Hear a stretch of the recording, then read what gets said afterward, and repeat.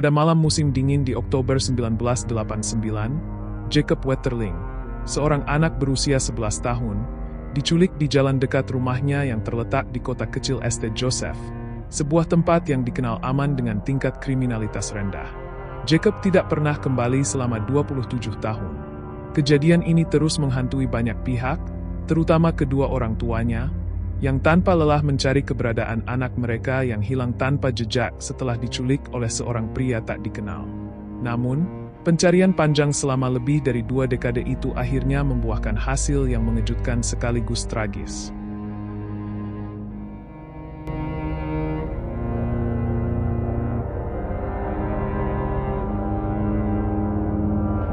Peristiwa itu terjadi pada malam tanggal 22 Oktober 1989. Malam itu terasa seperti malam musim dingin biasa di kota St. Joseph, sebuah kota kecil yang tenang di Minnesota. Kedua orang tua Jacob sedang menghadiri pesta makan malam di rumah teman mereka yang berjarak sekitar 25 menit dari rumah. Mereka berencana pulang sekitar tengah malam dan berpesan kepada anak-anak agar tetap tinggal di rumah selama mereka pergi.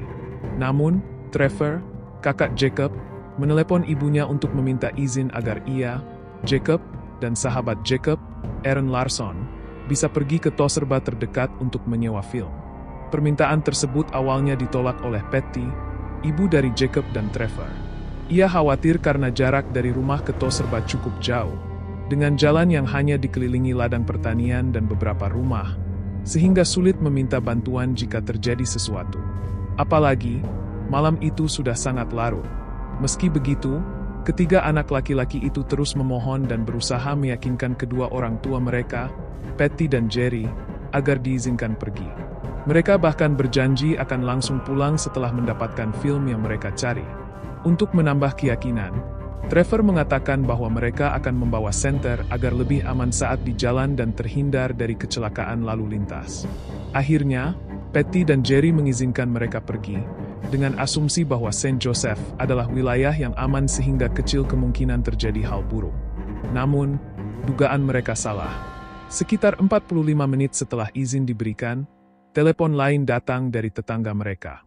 Tetangga tersebut meminta Patty dan Jerry segera pulang karena Jacob telah diculik.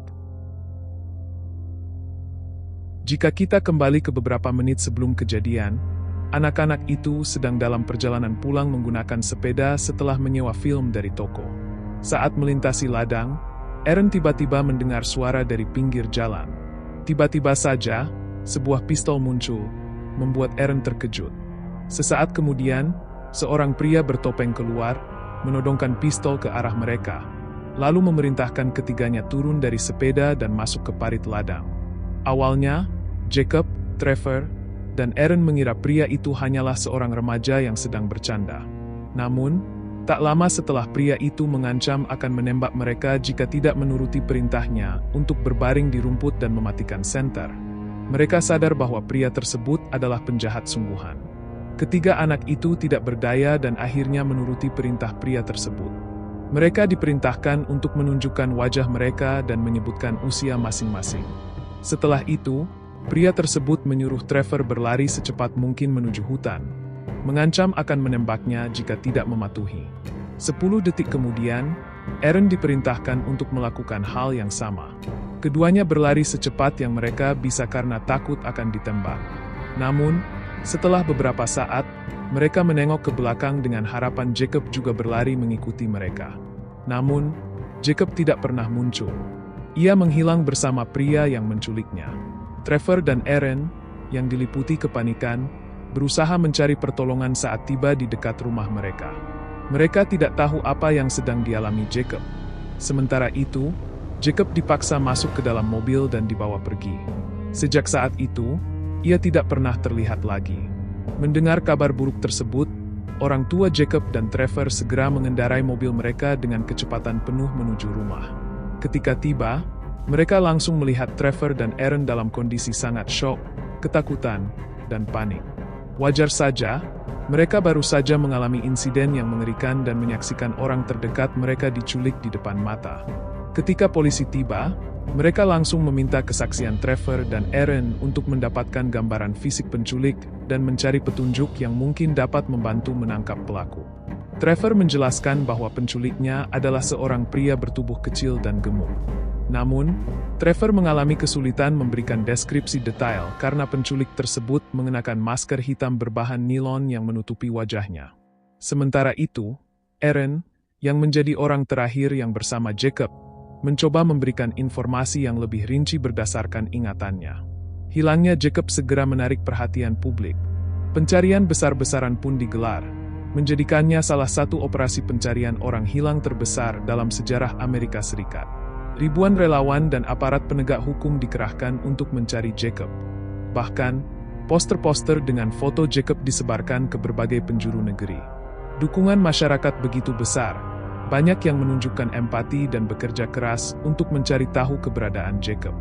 Namun, meskipun bertahun-tahun berlalu, Jacob tidak kunjung ditemukan. Kasus penculikannya berubah menjadi sebuah misteri besar yang menghantui masyarakat St. Joseph dan bahkan seluruh negeri. Pertanyaan seperti, di mana Jacob, dan siapa pelakunya, terus muncul, namun tetap tidak terjawab. Walaupun penyelidikan tetap berjalan, tidak ada petunjuk yang cukup untuk mengungkap siapa yang bertanggung jawab atas hilangnya Jacob.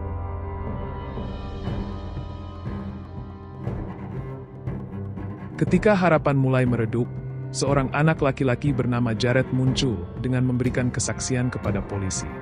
Jared, yang juga menjadi korban penculikan dan pelecehan, baru berusia 12 tahun pada saat kejadian. Ia tinggal di Cold Spring, Minnesota, sebuah wilayah yang berjarak sekitar 10 mil dari rumah Jacob. Pada malam tanggal 13 Januari 1989, sekitar 9 bulan sebelum hilangnya Jacob, Jared baru saja selesai bermain ice skating bersama teman-temannya. Ia pergi ke kafe sebelum memutuskan untuk pulang. Saat perjalanan pulang, Jared meminta salah satu temannya, Cory, untuk menemaninya. Namun, Cory menolak, sehingga Jared harus pulang sendirian. Masalah muncul ketika Jared tidak kunjung tiba di rumah hingga larut malam, meskipun jarak antara kafe dan rumahnya hanya 1 jam. Orang tuanya mulai panik dan mencoba mencarinya. 2 jam kemudian, Jared akhirnya muncul di rumah dengan wajah penuh ketakutan dan ekspresi cemas. Ketika orang tuanya bertanya apa yang terjadi, Jared mengaku bahwa ia telah diserang dan pelaku masih berada di luar. Orang tuanya pun segera menghubungi polisi untuk melaporkan kejadian tersebut. Polisi kemudian datang dan langsung mewawancarai Jared. Meskipun itu berarti ia harus kembali mengingat pengalaman traumatis yang baru saja dialaminya. Namun, Jared tidak keberatan karena ia ingin pelakunya ditangkap. Ia mulai menceritakan kejadian tersebut dari awal. Saat itu, sekitar pukul 8.30 malam, Jared berjalan sendirian ketika sebuah mobil mendekatinya. Sopir mobil tersebut berpura-pura menanyakan arah jalan, dan Jared pun menjawab. Namun, pria itu tiba-tiba keluar dari mobil, menarik Jared, dan memaksanya masuk sambil mengancam dengan pistol. Demi keselamatannya, Jared terpaksa mematuhi perintah pria tersebut dan masuk ke dalam mobil. Selama perjalanan, Jared dengan cerdas mencoba memperhatikan setiap detail di dalam mobil, mencari celah untuk melarikan diri, serta mencatat hal-hal yang bisa ia sampaikan kepada polisi jika berhasil selamat. Di dalam mobil, ia sempat melihat adanya pemindai radio polisi, yang menjadi salah satu petunjuk penting untuk diungkapkan kepada pihak berwenang. Namun, sebelum Jared sempat menemukan lebih banyak petunjuk, pria penculik itu memerintahkannya untuk menutup mata menggunakan topi dan berbaring di kursi belakang mobil. Jared menurut, tetapi ia terus berusaha mengingat setiap belokan dan rute yang dilewati. Perjalanan tersebut berlangsung sekitar 15 menit hingga pria itu akhirnya berbelok ke jalan berkerikil dan menghentikan mobilnya. Setelah berhenti, pria tersebut melakukan tindakan kekerasan terhadap Jared yang membuatnya ketakutan luar biasa.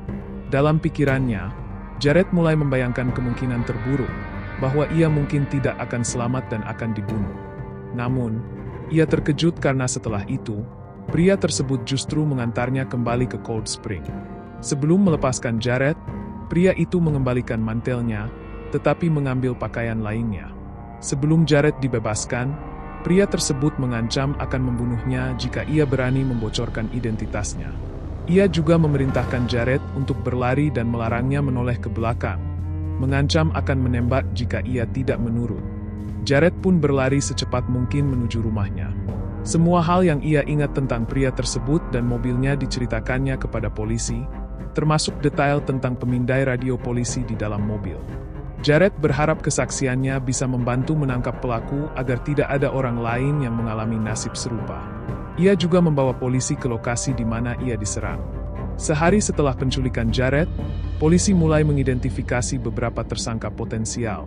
Salah satunya adalah Danny Heinrich, seorang mantan anggota Garda Nasional. Danny memiliki catatan hukum lainnya, termasuk perampokan, dan ia juga terlibat dalam beberapa pelanggaran DUI, driving under influence, yang menunjukkan bahwa ia pernah mengemudi dalam keadaan mabuk atau menggunakan zat terlarang. Ketika memeriksa mobilnya, polisi juga menemukan bahwa Danny memiliki pemindai radio polisi. Dalam proses identifikasi, Jared mengingat dua orang yang mirip dengan pria yang menyerangnya, salah satunya adalah Danny Heinrich. Namun, karena Jared tidak dapat memastikan dengan tepat siapa pelakunya, polisi tidak bisa menuntut Danny ataupun tersangka lainnya. Jared pun kembali ke rumah dengan kenyataan pahit bahwa pelakunya mungkin masih bebas berkeliaran. Ketakutannya begitu besar hingga selama hampir setahun ia memilih tidur di kamar orang tuanya. Ketika Jared mendengar kasus Jacob dan menyadari banyak kesamaan dengan kasusnya, ia mulai bertanya-tanya apakah pelakunya adalah orang yang sama. Jared memutuskan untuk kembali terlibat dan membantu menemukan Jacob atau menghentikan pelaku. Pada 13 Desember 1989, hampir 2 bulan setelah hilangnya Jacob, Jared secara sukarela bekerja sama dengan agen FBI untuk membuat sketsa wajah pria yang menyerangnya. Sketsa itu menunjukkan kemiripan yang kuat dengan Danny Heinrich.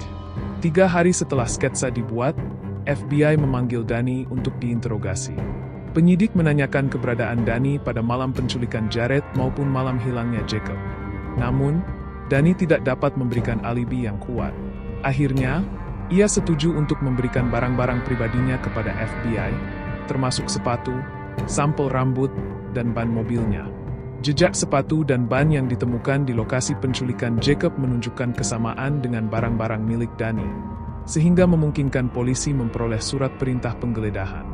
Ketika rumah Danny digeledah, polisi menemukan pemindai radio, sepatu bot hitam, celana kamuflase, dan beberapa foto anak laki-laki. Namun, mereka membiarkan Danny menyimpan fotonya dan pergi tanpa penahanan. Pada 9 Februari 1990, hampir setahun setelah Jared diserang, FBI menemukan kecocokan serat dari pakaian Jared yang ia kenakan pada malam penculikan dengan serat yang ditemukan di mobil Danny. Bukti ini cukup untuk menangkap Danny atas tuduhan penculikan dan pelecehan terhadap Jared. Profiler FBI terlibat dalam proses interogasi terhadap Danny. Mereka mencoba menekannya dengan memasukkan banyak dokumen ke dalam map bertuliskan namanya, memberi kesan bahwa mereka memiliki banyak bukti. Padahal, kenyataannya mereka hanya membutuhkan pengakuan dari Danny. Meskipun ditahan semalaman, Danny terus membantah semua tuduhan yang dialamatkan padanya.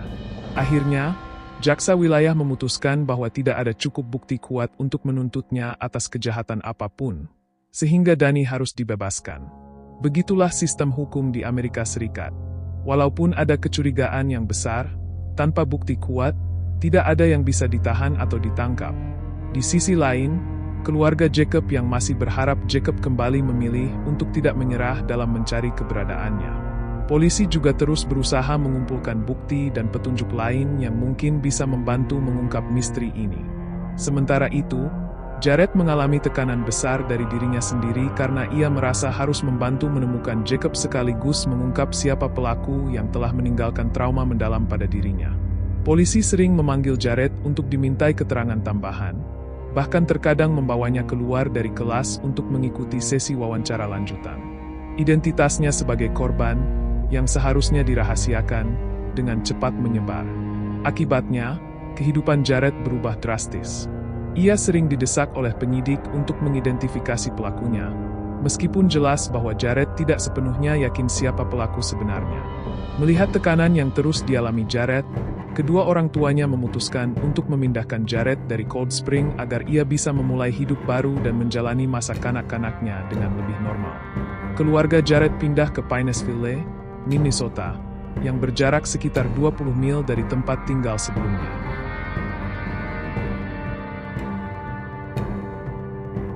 Bertahun-tahun kemudian, pada tahun 2013, seorang blogger bernama Joe Bucker menemukan informasi tentang kasus Jacob saat sedang mencari bahan untuk artikel baru.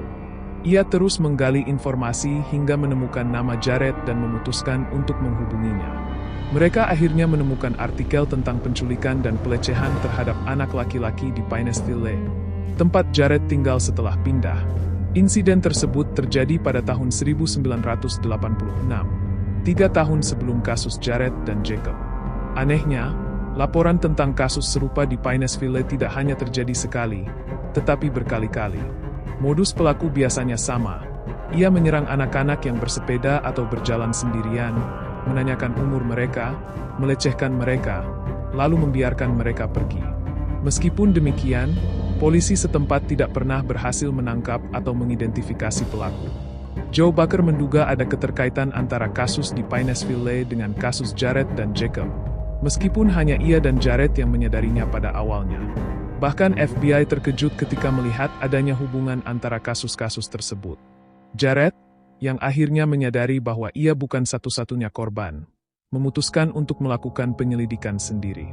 Ia tetap bertekad menemukan Jacob dan memberikan keadilan kepada anak-anak lain yang mengalami nasib serupa. Joe Bucker ikut membantu Jared dalam menyelidiki kasus ini. Bersama-sama, mereka menemui beberapa korban selamat untuk mengumpulkan kesaksian. Upaya mereka mendorong pihak berwenang melakukan investigasi lebih lanjut. Penyelidikan akhirnya mengarah pada sampel DNA dari rambut tersangka awal di Pineville, yaitu Danny Heinrich. Berkat kemajuan teknologi modern, penyidik akhirnya mampu memanfaatkan DNA dari pakaian yang dikenakan Jared pada malam ia diserang dan membandingkannya dengan sampel DNA dari rambut Danny. Hasil analisis menunjukkan kecocokan. Polisi akhirnya, meskipun terlambat bertahun-tahun, mendapatkan bukti kuat bahwa Danny adalah pelaku serangan terhadap Jared.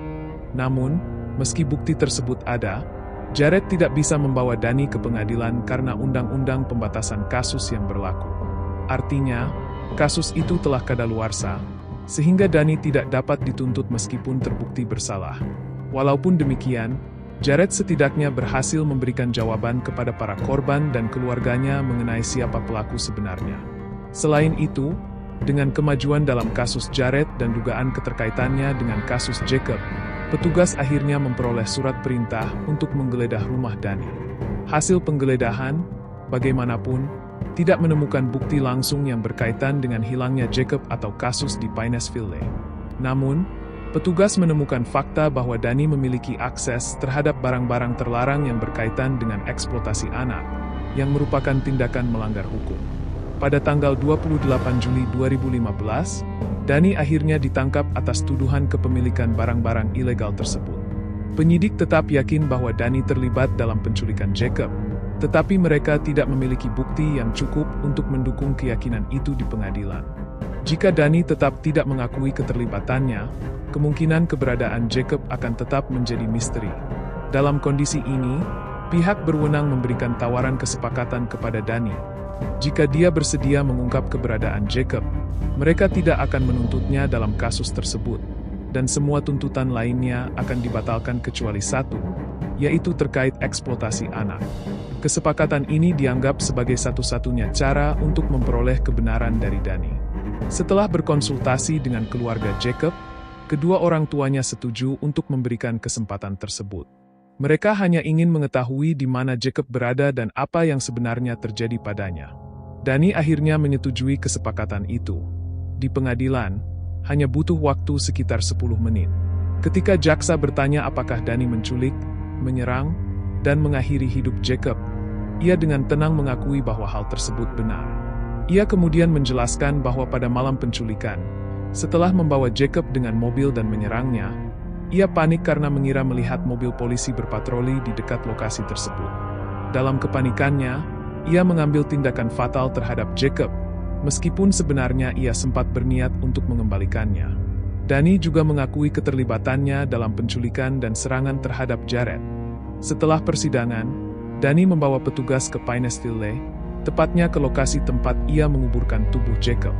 Meskipun ia akhirnya mengaku bertanggung jawab atas kematian Jacob, sesuai dengan kesepakatan, ia tidak didakwa atas kasus penculikan, serangan, maupun pembunuhan tersebut.